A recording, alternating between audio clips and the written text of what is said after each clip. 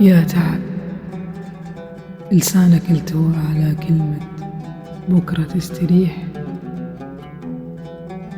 ما تمل تدفع رياحك السفاين والتباريح،